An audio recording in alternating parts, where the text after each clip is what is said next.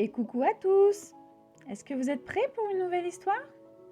Vous êtes bien assis? Aujourd'hui, je vais vous lire Monsieur Heureux. À l'autre bout du monde, il existe un pays où le soleil brille plus fort qu'ici et où les arbres mesurent 30 mètres de haut. C'est le pays du sourire. Au pays du sourire, tu l'as sans doute deviné, tout le monde est heureux, à longueur de journée. Partout, on ne voit que des visages souriants. Même les fleurs semblent sourire au pays du sourire. Au pays du sourire, les animaux aussi sont heureux.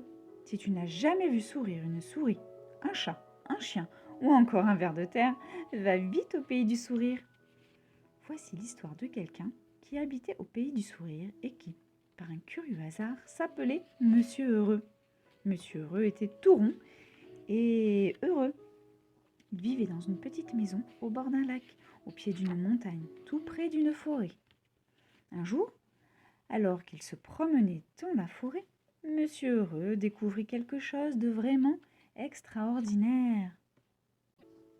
Là, sur le tronc d'un très grand arbre, il y avait une porte, petite, étroite et jaune. Mais une vraie porte, assurément. « Je me demande qui habite là », pensa Monsieur Heureux. Et il tourna la poignée de cette petite porte étroite et jaune. Comme elle n'était pas fermée à clé, Monsieur Heureux n'eut pas de mal à l'ouvrir. Derrière la petite porte étroite et jaune, un petit escalier en colimaçon s'enfonçait sous terre. Monsieur Heureux se faufila dans l'ouverture de la porte et se mit à descendre l'escalier qui tournait à n'en plus en finir. Monsieur Heureux marcha longtemps. Enfin, il arriva en bas de l'escalier. Et là, il découvrit, juste devant lui, une autre petite porte étroite. Mais celle-ci était rouge.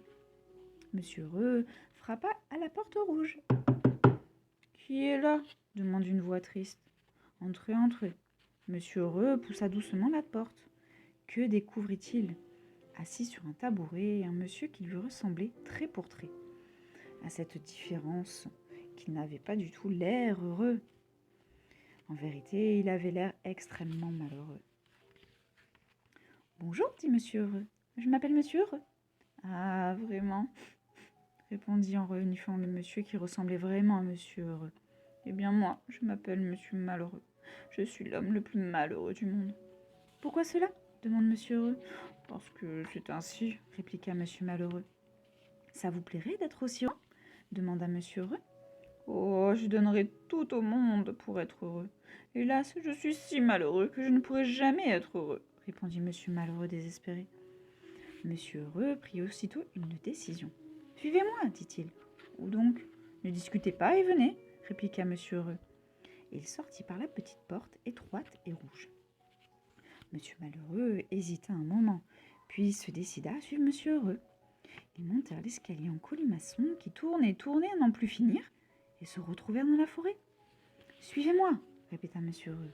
Ensemble, ils allèrent chez Monsieur Heureux. Monsieur Malheureux resta assez longtemps chez Monsieur Heureux. Durant son séjour, il se passa quelque chose d'extraordinaire. En vivant au pays du sourire, Monsieur Malheureux cessa doucement d'être malheureux. Il commença à être heureux. Les coins de sa bouche se redressèrent. Tout doucement, les coins de sa bouche remontèrent. Et finalement, pour la première fois de sa vie, Monsieur Malheureux sourit. Oui, il sourit.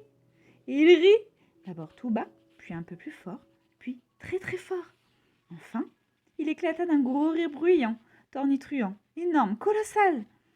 Monsieur Heureux en fut si surpris qu'il se mit à rire aussi. Tous deux rirent à gorge déployée. Tous deux pleurèrent de rire.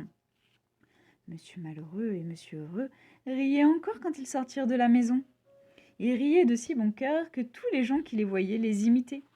Et même les oiseaux dans les arbres riaient à l'idée que quelqu'un qui s'appelle Monsieur Malheureux ne puisse s'arrêter de rire. Voilà, l'histoire est finie. Une dernière chose encore. Si tu te crois aussi malheureux que Monsieur Malheureux, tu sais ce qu'il faut faire, n'est-ce pas? Relève les coins de ta bouche.